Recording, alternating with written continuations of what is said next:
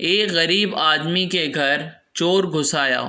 जब उसे घर में कुछ भी ना मिला तो वो जाता हुआ गरीब आदमी को नसीहत कर गया, भाई तुम कोई काम वगैरह भी किया करो।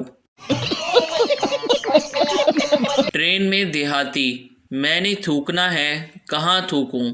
आदमी, अगले आदमी की जेब में थूक दो। देहाती, अगर इसे पता चल गया तो? आदमी झुंझलाकर, जब मैंने तुम्हारी जेब में थूका था तो तुम्हें पता चला था।